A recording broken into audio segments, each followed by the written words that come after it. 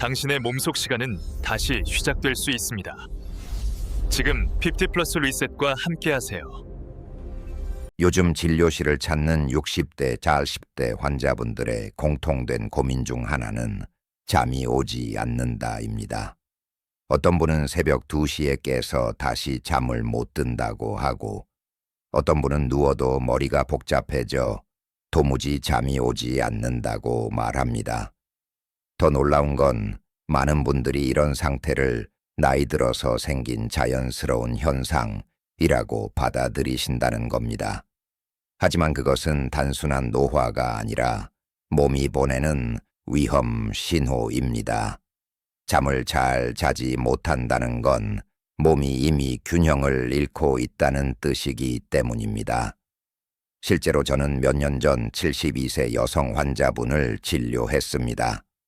평생 불면증과는 거리가 멀던 분이었지만 은퇴 후부터 잠이 서서히 무너졌습니다.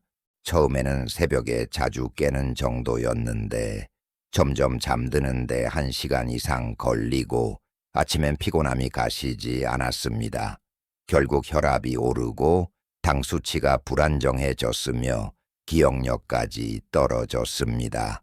검사를 해보니 멜라토닌 분비가 급격히 줄어 있었고 스트레스 호르몬인 코르티솔 수치가 밤에도 높게 유지되고 있었습니다. 이분은 말했습니다. 선생님, 저는 잠만 잘 자면 다 나을 것 같아요. 그 말 속에는 수많은 환자들의 진심이 담겨 있습니다. 잠은 단순한 휴식이 아닙니다. 수면은 몸 전체를 복구시키는 가장 과학적이고 정교한 과정입니다. 우리가 자는 동안 가는 노폐물을 분해하고 뇌는 하루 동안 쌓인 독소를 청소합니다. 특히 뇌 안의 데클림프 시스템은 깊은 수면 중에만 작동하여 알츠하이머의 주요 원인 물질인 베타밀로이드를 제거합니다. 즉, 잠이 부족하면 뇌 속 쓰레기가 쌓이고 세포 노화가 가속화되는 것입니다. 또한 수면은 면역 시스템과도 밀접하게 연결되어 있습니다. 잠이 부족하면은 백혈구의 기능이 떨어지고 염증 수치가 올라갑니다. 그래서 불면증이 오래 지속되면 단순히 피로한 정도가 아니라 실제로 당뇨, 고혈압, 심혈관 질환의 위험이 높아집니다. 미국 수면의학회 연구에 따르면 하루 5시간 이하로 자는 65세 이상 노인의 사망 위험은 정상 수면군보다 2.4배 높습니다. 단 한두 시간의 수면 부족이 생명을 단축시키는 셈입니다. 그럼에도 불구하고 많은 분들이 나는 잠이 적어도 괜찮다, 오히려 잠이 줄어드니 시간이 많아서 좋다 라고 말합니다. 하지만 그것은 잘못된 생각입니다. 젊을 때는 짧은 수면으로도 회복이 가능했지만 50세 이후에는 세포 재생 능력이 급격히 떨어집니다. 깊은 잠이 줄어드는 순간 몸의 회복력은 함께 떨어집니다. 예전엔 하루 종일 일해도 다음날 괜찮았던 분이 이제는 오전만 활동해도 피곤한 이유가 바로 여기에 있습니다. 불면증은 대부분 마음에서 시작됩니다.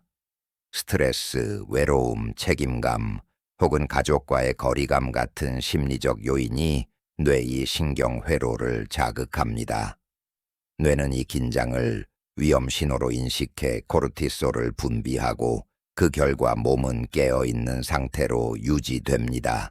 즉 몸은 자고 싶은데 마음은 계속 깨어있는 모순된 상태가 되는 것이죠. 이런 상태가 반복되면 수면각성 리듬이 무너지고 결국 몸 전체의 생체 시계가 혼란에 빠집니다. 더 큰 문제는 약물 의존입니다. 많은 분들이 수면제가 아니면 못 잔다고 말합니다. 하지만 수면제는 뇌를 인위적으로 억제해 잠에 빠지게 하는 것이지 진짜 회복을 돕는 수면은 아닙니다. 수면제는 시간이 지날수록 효과가 떨어지고 기억력 저하나 우울증 같은 부작용을 유발할 수 있습니다. 실제로 장기간 수면제를 복용한 노인의 인지 기능 저하 속도는 그렇지 않은 사람보다 1.8배 빠릅니다. 저는 환자분들에게 이렇게 말씀드립니다. 잠은 억지로 오는 게 아닙니다. 잠은 회복된 몸과 평온한 마음이 만났을 때 자연스럽게 찾아옵니다. 몸이 피곤한데도 잠이 오지 않는다면 그건 단순한 불면이 아니라 몸의 신호입니다. 간이 피로하고 호르몬이 불균형하며 마음이 쉴 곳을 잃었다는 뜻이죠. 잠을 되찾는다는 건 단순히 자는 법을 배우는 것이 아니라 내 몸의 균형을 다시 세우는 과정입니다. 우리가 흔히 간과하는 사실 하나가 있습니다. 바로 수면이 면역의 기초라는 점입니다. 수면 중에 분비되는 멜라토닌은 항산화 작용을 하며 세포의 손상을 복구합니다. 또한 밤 10시부터 새벽 2시까지는 성장 호르몬이 가장 활발히 분비되어 근육과 뼈, 피부를 재생시킵니다. 이 시간을 놓치면은 아무리 오래 자도 회복이 잘 되지 않습니다. 그래서 하루 6시간을 자더라도 언제 자느냐가 더 중요하다고 저는 강조합니다. 한 환자분은 이렇게 말씀하셨습니다. 선생님, 저는 하루 종일 피곤한데 막상 누우면 잠이 안 와요. 저는 그분께 물었습니다. 잠들기 전까지 어떤 생각을 하세요? 그는 대답했습니다. 내일 해야 할 일, 가족 걱정, 건강 걱정, 계속 떠올라요. 저는 말했습니다. 그게 바로 잠을 방해하는 가장 큰 원인입니다. 뇌는 생각을 위험으로 인식하기 때문에 몸을 깨우는 신호를 보냅니다. 결국 그분은 명상과 호흡 훈련을 통해 수면의 질을 되찾았습니다. 약이 아닌 습관의 교정이 해답이었습니다. 잠은 억지로 만드는 것이 아니라 스스로 찾아오게 해야 합니다. 그리고 그 시작은 멈춤에서 옵니다.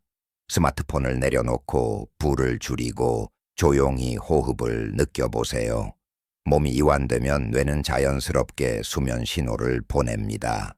불면은 병이 아니라 내 몸이 이제 쉬어야 한다고 말하는 언어입니다.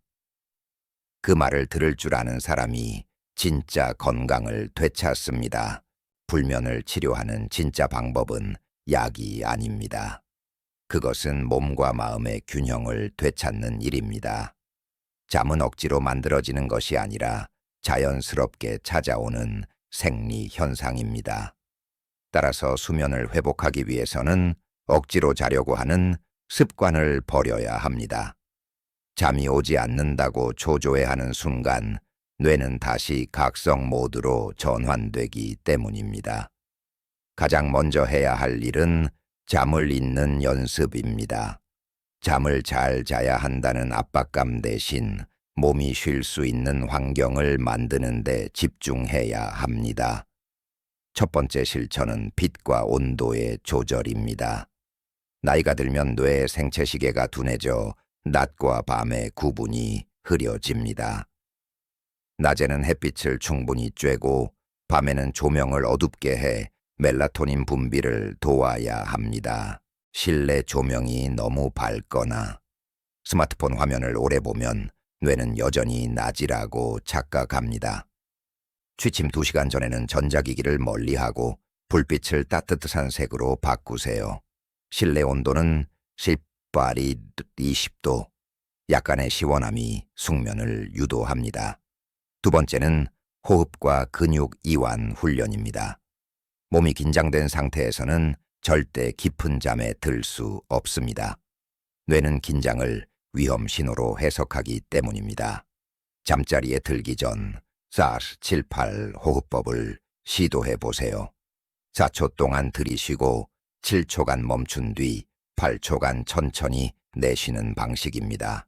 이 간단한 호흡은 부교감 신경을 활성화시켜 심박수를 낮추고 몸을 이완시킵니다. 하루에 5분만 꾸준히 해도 수면의 질이 현저히 향상됩니다. 세 번째는 음식의 조절입니다. 카페인이 들어간 음료나 단 음식은 멜라토닌 분비를 방해합니다. 특히 오후 2시 이후에는 커피, 홍차, 초콜릿을 피하는 것이 좋습니다. 대신 따뜻한 보리차나 캐모마일 차를 마셔보세요. 트립토판이 풍부한 달걀, 두부, 바나나 같은 음식은 수면 호르몬 합성을 돕습니다. 밤늦게 무거운 음식을 먹으면 위장이 쉬지 못해 뇌로 가야 할 혈류가 줄어듭니다. 잠들기 최소 3시간 전에는 식사를 마치는 것이 좋습니다. 네 번째는 생활 리듬의 일정화입니다.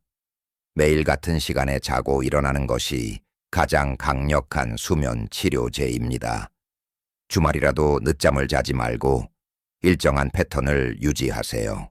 수면 시간보다 중요한 것은 수면의 규칙성입니다. 몸은 리듬을 기억하는 존재입니다.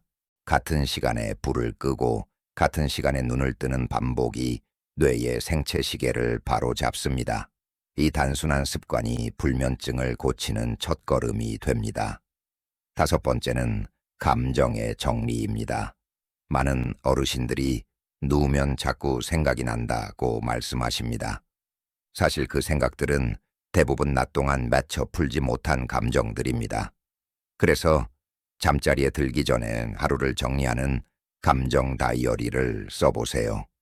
감사했던 일 3가지를 적고 마음속 무거운 생각을 글로 내려놓는 것입니다.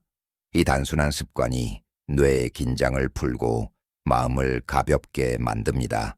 또 하나 중요한 것은 운동입니다. 과도한 운동은 오히려 각성을 유발하지만 적당한 활동은 수면을 돕습니다. 아침에는 20분 정도 햇볕을 쬐며 가볍게 걷고 저녁에는 스트레칭이나 요가를 하세요. 근육이 이완되면 뇌가 안전하다고 인식해 수면 호르몬을 분비합니다. 특히 노년기에는 활동량이 줄어들면서 에너지 소비가 부족해지기 때문에 낮 동안의 적당한 움직임이 밤의 숙면으로 이어집니다. 그리고 무엇보다 중요한 것은 마음의 안정입니다. 불면은 마음이 긴장되어 있다는 신호입니다. 완벽하려는 마음, 지나친 걱정, 반복되는 후회가 뇌를 계속 깨어있게 만듭니다. 잠은 안심 속에서만 옵니다. 저는 환자분들에게 이렇게 말씀드립니다. 오늘 하루 수고하셨습니다. 이제는 걱정을 내려놓고 몸에게 휴식을 허락하세요. 이 말 한마디를 스스로에게 해보세요. 뇌가 그 말을 기억합니다. 이러한 과정을 통해 불면은 서서히 회복됩니다. 약을 끊고 처음 며칠은 더 불편할 수 있습니다. 그러나 그 불편함은 몸이 스스로 리듬을 회복하는 과정입니다. 2주만 지나면 아침에 피로가 줄고 1개월이면 수면 시간이 안정되며 3개월이면 깊은 숙면이 찾아옵니다. 그때부터 기억력과 면역력, 기분이 모두 달라집니다. 잠은 단순히 피로를 푸는 행위가 아니라 몸 전체의 회복 프로그램입니다. 실제로 금주와 수면 개선을 함께 실천한 70대 환자분의 사례가 있습니다. 그는 30년간 술에 의존했고 불면으로 수면제를 복용하고 있었습니다. 그러나 생활 습관을 바꾸고 6개월이 지나자 수면제 없이도 6시간 이상 숙면을 취할 수 있게 되었습니다. 간 수치와 혈압은 정상으로 돌아왔고 무엇보다 표정이 밝아졌습니다. 그는 말했습니다. 이제는 하루를 마무리할 때 술이 아니라 숨으로 쉰다는 게 어떤 의미인지 알게 됐어요. 그 말은 진심이었습니다. 결국 수면의 회복은 몸의 회복이고 마음의 회복입니다. 숙면은 약이 줄 수 없는 평화와 회복을 선물합니다. 깊은 잠 속에서 뇌는 다시 정리되고 세포는 다시 태어납니다. 그리고 무엇보다 중요한 건 잠은 나이와 상관없이 누구에게나 다시 돌아올 수 있다는 사실입니다. 지금 당장 조명을 낮추고 몸의 소리를 들어보세요. 그 순간이 바로 회복의 시작입니다. 이제 우리는 잘 자는 법을 넘어서 편히 쉬는 법을 배워야 합니다. 내 몸의 소리를 듣고 내 마음의 피로를 인정하는 것, 그것이 진짜 건강의 출발점입니다. 오늘 밤 당신의 수면이 단순한 휴식이 아니라 새로운 삶의 시작이 되길 바랍니다. 그리고 다음 이야기에서는 이 수면이 어떻게 기억력과 면역력의 회복으로 이어지는지를 다룰 예정입니다. 당신의 밤이 평화롭길 바랍니다.